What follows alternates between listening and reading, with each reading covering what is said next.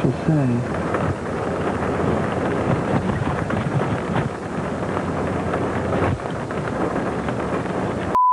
Halo para penanda sekalian, mungkin di antara kalian pasti pernah dengar yang namanya Kurt Cobain. Ya mungkin di antara Genji-Genji namanya cukup terdengar asing ya. Kurt Cobain adalah vokalis legendaris dari band Nirvana. Sosok yang sering disebut suara generasi 90-an. Yap, karena hari ini kita akan ngobrolin tentang perjalanan hidupnya Kurt Cobain. Dari masa kecilnya yang penuh luka, perjalanan band Nirvana, sampai titik terendah yang akhirnya menutup hidupnya dengan sangat tragis. Oke para penanda, selamat datang di episode Kurt Cobain. Sebagian orang mengenal Kurt Cobain sebagai rocker yang kelihatan cuek dan liar. Tapi masa kecilnya ternyata jauh dari itu. Waktu dia masih kecil, keluarganya kelihatan baik-baik aja. Tapi semuanya berubah ketika dia berusia sekitar 9 tahun. Orang tuanya bercerai.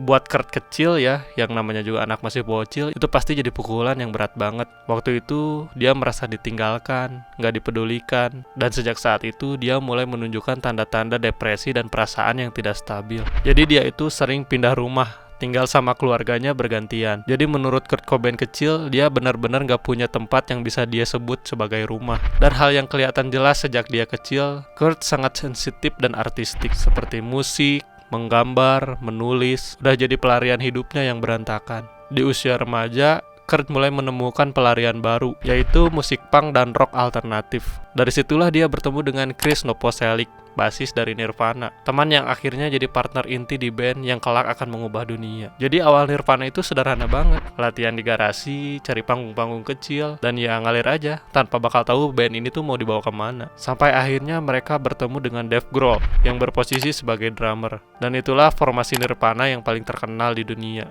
Titik balik Nirvana datang dari tahun 1991, dengan albumnya Nevermind, dengan singlenya Smell Like Teen Spirit yang mendunia. Bahkan bukan cuma sukses, tapi lagu Smell Like Teen Spirit itu menjadi sebagai simbol generasi kala itu. Nah, masalahnya Kurt tidak pernah siap untuk ketenaran sebesar itu. Dia introvert, sensitif, dan sering merasa dunia tidak memahami dirinya.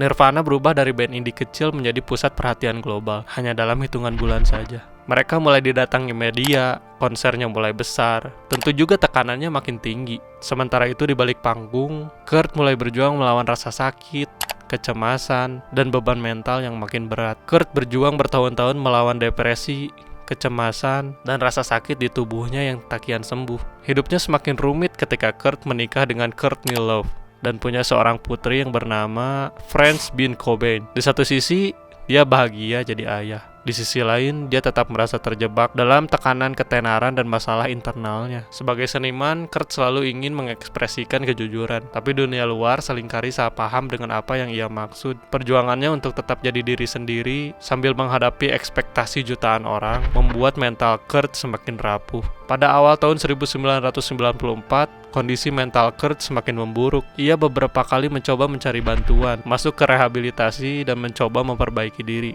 Ya seperti yang kalian tahu bahwa Kurt itu kecanduan narkoba. Namun pada akhirnya tekanan, rasa sakit batin, dan pergulatan di internal membuat akhirnya mencapai titik di mana Kurt sudah nggak sanggup lagi. Di bulan April 1994, dunia dikejutkan bahwa kabar Kurt telah meninggal dunia. Dunia musik kala itu kehilangan sosok yang sangat berpengaruh.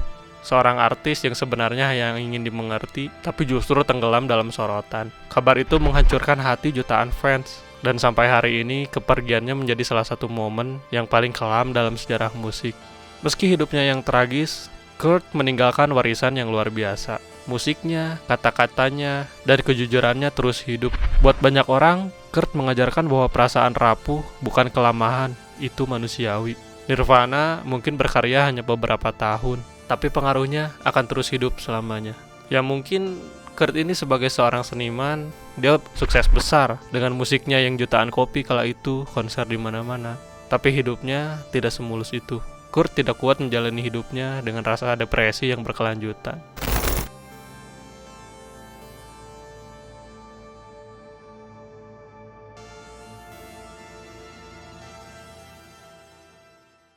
Oke para penanda, itu dia cerita kita tentang Kurt Cobain, sang legenda musik grunge pada tahun 1990-an. Sampai sini dulu pertemuan kita kali ini. Next bahas apa lagi ya?